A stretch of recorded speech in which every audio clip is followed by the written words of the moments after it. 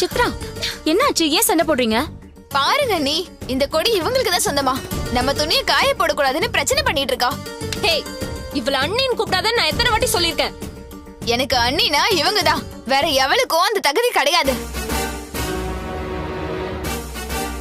அப்படி போடு. ஸ்போர்ட்ஸ தவிர மத்த எல்லா விஷயத்திலும் நீ தத்தி தாண்டி. அதான் தப்பான ஆளை நம்பி நீ ஏமாந்துட்டு இருக்க. ஏ, தப்பான ஆளுனா உன் ஃப்ரெண்டு ரஞ்சிதா தான். அவ தான் தாலி கர்ப்பம் அப்படின்லாம் சொல்லிட்டு ஊரை ஏமாத்திட்டு இருக்கா. என் அண்ணி அப்படியெல்லாம் கிடையாது.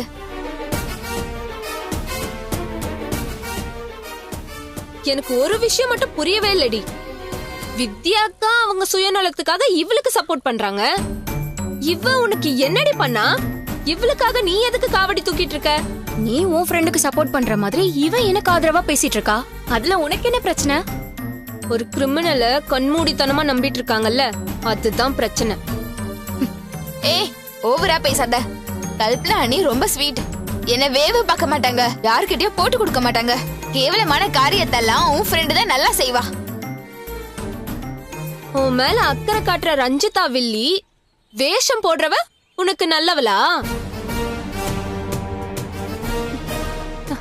நீ ஒரு முட்டாளுங்கிறத ஒவ்வொரு தடவையும் நிரூபிச்சுட்டே இருக்க. அத்தையும் என்ன நல்லவன் நம்புறாங்க, அப்ப அவங்கள முட்டாள்னு சொல்றியா? ஏய் சுதா, எதுக்காக இங்க சண்டை போட்டுட்டு இருக்க? எல்லாம் இவளாலதான் அத்தை. நம்ம துணிய தூக்கி போட்டுட்டு இவ துணியை தான் காய வைப்பேன்னு தகராறு பண்ணிட்டு இருக்கா. கேட்டா இது காமன் பிளேஸ்ன்னு சொல்றா.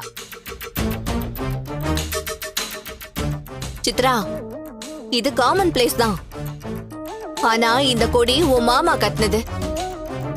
உன் மாமா கூட எந்த உறவும் வச்சுக்க கூடாதுன்னு உங்க அம்மா தான் எல்லாருக்கும் உத்தரவு போட்டிருக்காங்கல்ல.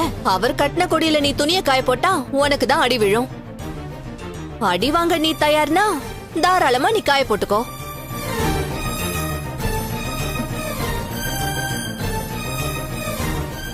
சித்ரா, நீ துணியெல்லாம் எடுத்துட்டு வா, கீழே கொடி கட்டி காய போட்டுக்கலாம். ஏய் நில்லு. தூக்கி போட்டத பழைய மாதிரி காய வச்சுட்டு போ. இல்லனா உங்க துணிய மண்ணுல போட்டு புரட்டி கொடுப்பேன். என்ன புரியுதா? போய் காய போடு. போ. அத மேடம் சொல்லிட்டாங்களே, போடு. முறைக்காத, போடுறி. கல்பனா, ஒரு நிமிஷம் இங்க வா. ஒழுங்கா போடு. இங்க நடந்தத ஒண்ணுக்கு ரெண்டா அண்ணிகிட்ட போட்டு கொடுத்து பிரச்சனைய பெருசாக்காத. யார் கூடயும் சண்டை போடுற நிலைமையில நாங்க இல்ல. எனக்கு என்ன வேற வேலை இல்லைன்னு நினைச்சீங்களா? நேரடியா இல்லனாலும் நீ அதை தானே செஞ்சுட்டு இருக்க.